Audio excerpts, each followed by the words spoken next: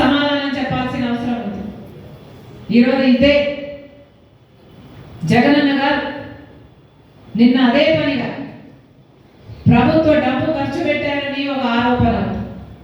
అదే సదస్సులో జగనన్న గారు చెప్పిన మాట, కాంగ్రెస్ పార్టీ ఆంధ్రప్రదేశ్ను చీల్చింది, నా కుటుంబాన్ని కూడా చీల్చింది అన్నారు.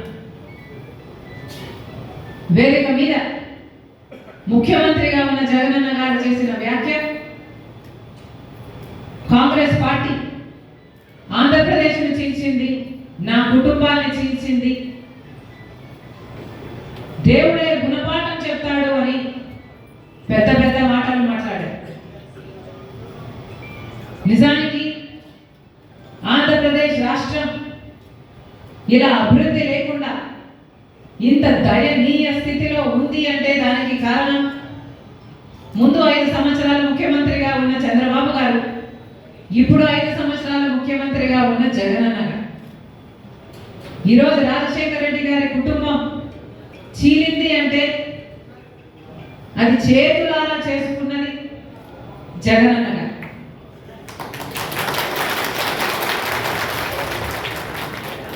దీనికి సాక్ష్యం దేవుడు, దీనికి సాక్ష్యం నా తల్లి విజయమ్మ, రాజశేఖర రెడ్డి గారి భార్య,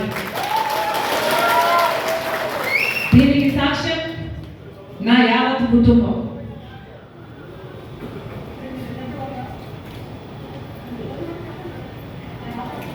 జగన్మోహన్ రెడ్డి గారి పార్టీ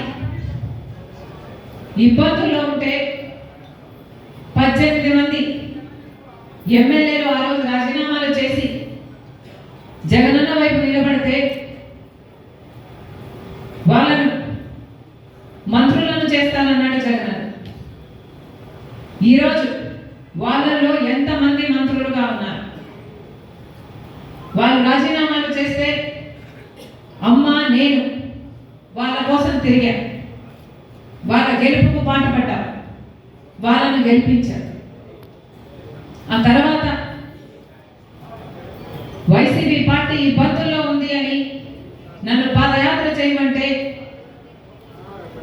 నా ఇంటిని వాటిని అన్ని పక్కన పెట్టి నా బిడ్డలు సైతం కాదనుకొని ఎండనగా వాననగా వేల కిలోమీటర్ నెలల తరబడి రోడ్ల మీదనే పడుకుని 3200 కిలోమీటర్లు పాదయాత్ర చేసింది రాజశేఖర రెడ్డి.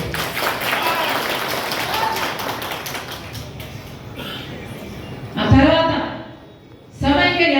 సమైక్య ఆంధ్ర కోసం యాత్ర చేయమని అడిగితే మన ప్రజల బాగు కోసం కదా అని ఆ యాత్ర కూడా చేశారు.